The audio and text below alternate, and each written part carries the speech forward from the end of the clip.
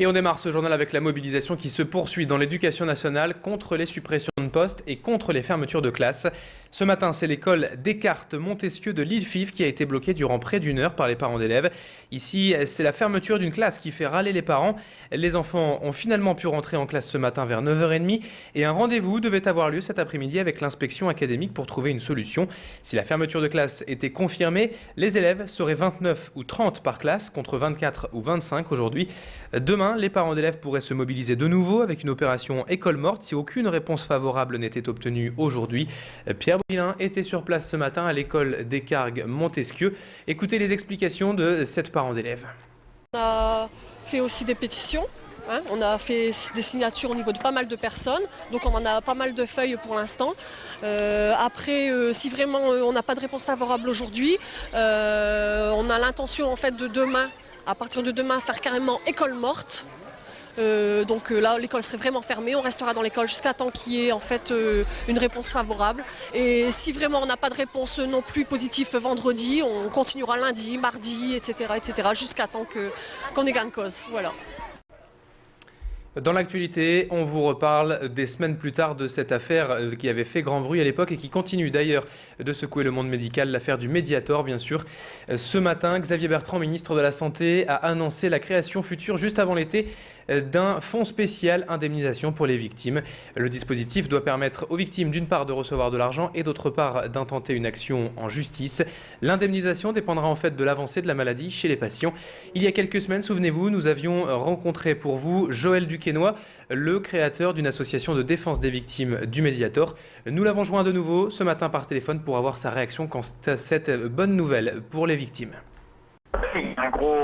Un gros amertume derrière, hein. Je vous donne l'exemple. Vous voyez, quand j'ai pris l'association, j'ai créé mon association au mois de janvier. Bon, mon épouse avait déjà des problèmes de difficulté pour marcher. Hein. Alors d'aujourd'hui, on est au mois d'avril. Quand vous aurez besoin de faire vos courses, maintenant il me faut le fauteuil roulant parce qu'elle ne peut plus marcher. L'argent ne rendra jamais la santé. Jamais, jamais. Mais bon, moi, mon but, ça a été toujours dès le départ. Je ne fais pas ça pour l'argent. Hein. Je veux déjà qu'on soit reconnu, ainsi que tous les gens. Et puis maintenant, la machine est en route. Je pense qu'on a encore beaucoup de travail devant, quoi. Aujourd'hui, à Lille Grand Palais, à Lille, près de 200 maires des communes du Nord étaient réunis à l'occasion de leur assemblée générale. Le ministre chargé des collectivités territoriales, Philippe Richer, était présent pour dialoguer avec eux. Au programme, la réforme territoriale et les conséquences sur les vies des communes. Cette réforme, principalement, doit conduire à une meilleure organisation des intercommunalités afin que toutes les communes et donc tous les habitants soient intégrés dans une collectivité. Dans le Nord, déjà 90% de la population est dans une structure intercommunale. Baptiste Bliquet a rencontré ce matin lors de ce congrès l'ancien président du Conseil général du Nord, Bernard de Rosier. Il évoque justement cette réforme territoriale. Tout est politique, je veux dire par là que l'organisation de l'intercommunalité passera par des préoccupations à caractère politique partisan, chacun essayant de sauvegarder les intérêts de son camp, la droite, la gauche, et à l'intérieur de la droite les différentes sensibilités, à l'intérieur de la gauche aussi. Donc il faut essayer de se placer au-dessus de cela et voir l'intérêt des populations.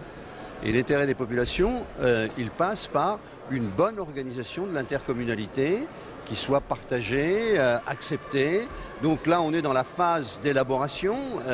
C'est au cours de cette phase que l'on va rechercher toutes les modalités d'une bonne coopération intercommunale. Paris-Roubaix, c'est déjà dimanche, l'événement majeur de la région Nord-Pas-de-Calais.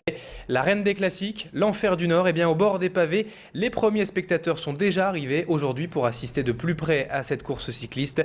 Des Belges, des Hollandais, des Anglais mais aussi des Français sont déjà fin prêts pour la course.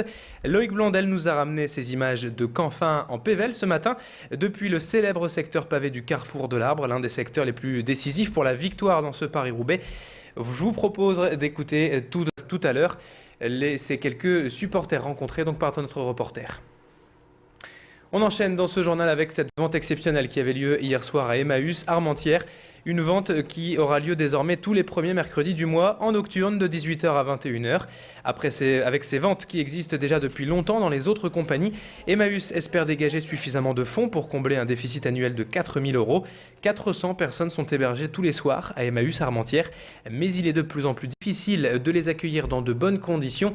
Écoutez ainsi les explications à ce sujet de Marie-France Bedlem, la vice-présidente de la compagnie Armentières d'Emmaüs.